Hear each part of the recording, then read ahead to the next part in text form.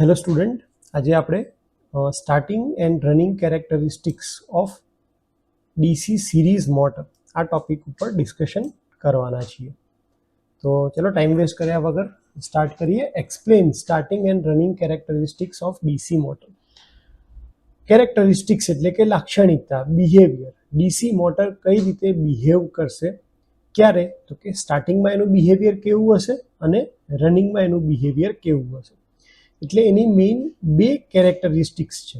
એક કહેવાય starting characteristics અને બીજી કહેવાય રનિંગ કેરેક્ટરિસ્ટિક્સ. સ્ટાર્ટિંગ કેરેક્ટરિસ્ટિક્સમાં એક ગ્રાફ આવે છે જે આવે છે ટોર્ક વર્સિસ આર્મેચર કરંટ. એટલે કે આર્મેચર કરંટની વેલ્યુ તમે વધારતા જાઓ તો આ ટોર્ક કેટલો જનરેટ થાય છે. કારણ કે આ મોટર છે, મોટરનો આઉટપુટ હંમેશા રોટેટિંગ મિકેનિકલ હોય અને એટલા માટે આની જે કેરેક્ટરિસ્ટિક્સ છે એ રિલેટ કરે છે કે તમે કેટલો ટોર્ક પ્રોડ્યુસ કરી રહ્યા છો. આપણું મેઇન ફોકસ હોય છે ટોર્ક અને સ્પીડ ઉપર. એમાં સ્ટાર્ટિંગની જે વાત ચાલે છે, સ્ટાર્ટિંગ કેરેક્ટરિસ્ટિક્સની, એ હંમેશા ટોર્ક અને આર્મેચર કરંટ વચ્ચેનું રિલેશનશિપ દેખાડે છે. અને રનિંગ કેરેક્ટરિસ્ટિક્સમાં, રનિંગ લાક્ષણિકતામાં બે ગ્રાફ આવે છે. પહેલો ગ્રાફ આવે છે એન વર્સિસ આઈનો અને બીજો ગ્રાફ આવે છે એન વર્સિસ ટી એટલે કે ટોર્કનો. તો સૌથી પહેલાં આપણે જે ફોકસ કરવું છે અત્યારે જે ટોપિક આપણે ડિસ્કસ કરી રહ્યા છીએ એ છે ડીસી સિરીઝ મોટર. હવે જો તમને ખબર હોય તો ડીસી સિરીઝ મોટરની અંદર ફિલ્ડ કરંટ, આર્મેચર કરંટ અને લોડ કરંટ ત્રણની વેલ્યુ સેમ હોય છે. કારણ કે સિરીઝ મોટર છે, કરંટને ફ્લો થવા માટે બીજો કોઈ પાથ મળતો નથી. ટોર્કનું ઇક્વેશન આપણે શેના વચ્ચે રિલેશન કાઢવાનું છે, તો કે ટોર્ક અને આર્મેચર કરંટ વચ્ચે. ટોર્કનું ઇક્વેશન આપણને ખબર છે કે torque proportional to phi into I A. અને આપણા સિરીઝ મોટરમાં જે ફ્લક્સ જનરેટ થાય છે, ફાઈ એટલે કે ફ્લક્સ જનરેટ થાય છે, એ ફિલ્ડ કરંટને લીધે થાય છે. ફિલ્ડ કરંટ અને આર્મેચર કરંટ સરખો છે એટલે આપણે કહીએ છીએ કે ભાઈ ફ્લક્સ જે છે કોના લીધે ફ્લો થાય છે, આર્મેચર કરંટને લીધે. અને એટલા માટે ટોર્કનું ઇક્વેશન જે છે, ટોર્કનું ઇક્વેશન એ બની જશે ફાઈ ઇન્ટુ આઈએ, આઈએ ઇન્ટુ આઈએ એટલે કે આઈએ સ્ક્વેર. તો સિરીઝ મોટરની અંદર ટોર્ક પ્રપોર્શનલ ટુ આઈએ સ્ક્વેર હોય છે. અને એટલા માટે આપણે જ્યારે ગ્રાફ ડ્રો કરીએ ટોર્ક વર્સિસ આર્મેચર કરંટ, જેમાં આર્મેચર કરંટ હંમેશા એક્સ એક્સિસ ઉપર, ટોર્ક હંમેશા વાય એક્સિસ ઉપર હોય, એમાં સેચ્યુરેશનની પહેલાં તમારો જે ટોર્ક છે એ આઈના સ્ક્વેરના પ્રપોર્શનમાં એટલે કે આ ટાઈપના શેપમાં વધશે.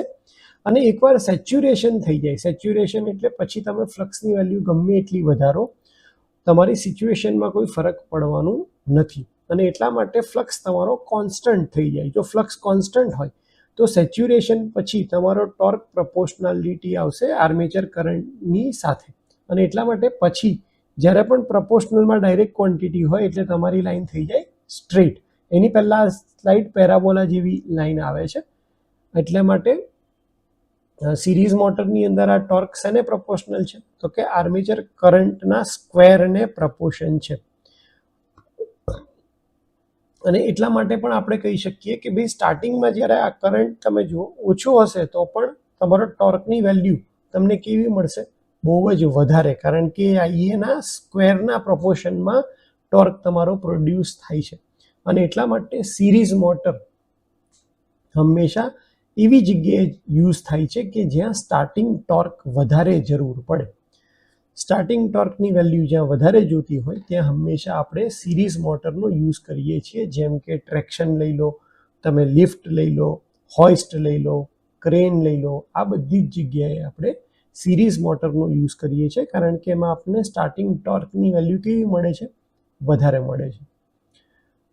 હવે જો રનિંગ કેરેક્ટરિસ્ટિક્સની વાત કરીએ એટલે કે સ્પીડ વર્સિસ આર્મેચર કરંટ અને સ્પીડ વર્સિસ ટોર્ક, તો આ કેરેક્ટરિસ્ટિક્સમાં, રનિંગ કેરેક્ટરિસ્ટિક્સમાં જે બે ગ્રાફ ડ્રો કરવાના છે એ બંનેના નેચર સેમ જ આવશે. આ એનો પ્લસ પોઈન્ટ છે, યાદ રાખવા માટે બહુ ઇઝી છે કે બંને ગ્રાફના નેચર સેમ આવશે. કેમ?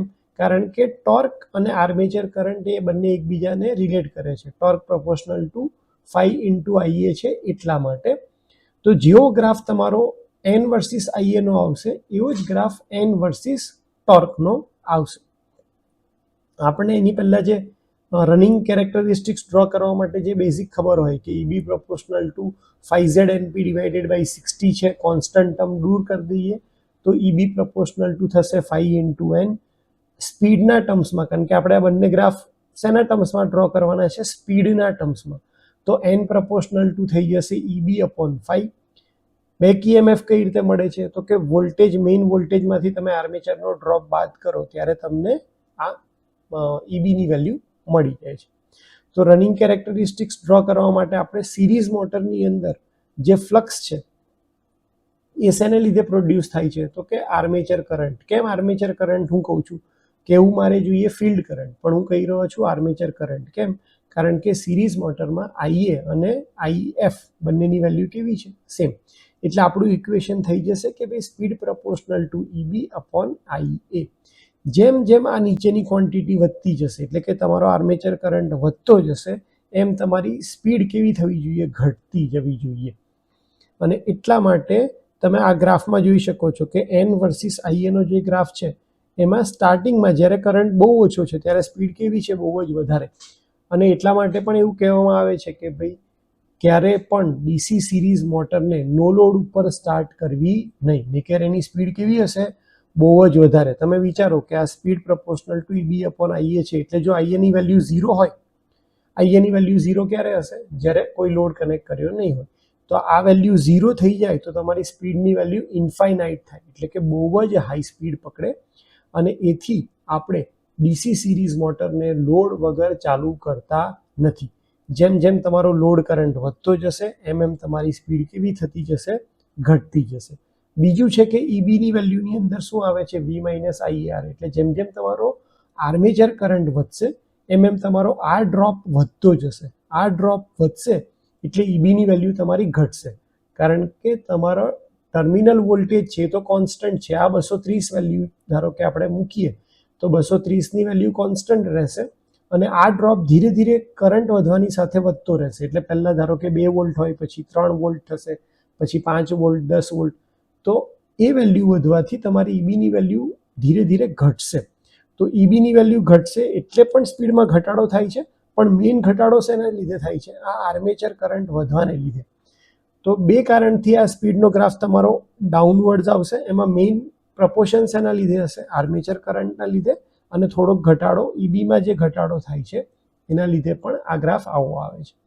એક વખત તમે N વર્સિસ IA નો ગ્રાફ ડ્રો કરો તો સેમ ગ્રાફ જ તમારે N વર્સિસ TA માટે પણ ડ્રો કરવાનો છે, કારણ કે ટોર્ક પ્રોપોર્શનલ ટુ 5 × IA થાય, અને એટલા માટે આ બંને ગ્રાફ હંમેશા સેમ આવશે. તમારે યાદ એટલું જ રાખવાનું છે કે રનિંગ કેરેક્ટરિસ્ટિક્સમાં હંમેશા Y એક્સિસ ઉપર તો તમારી સ્પીડ જ આવવાની છે, પણ X એક્સિસની અંદર આર્મેચર કરંટ અને ટોર્ક માટેના બે અલગ અલગ ગ્રાફ તમારે ડ્રો કરવાના થશે. તો હોપ કે તમને આ ટોપિક ખબર પડી ગઈ હશે અને તમે તમારું રિવિઝન સરખી રીતે કરી રહ્યા હશો.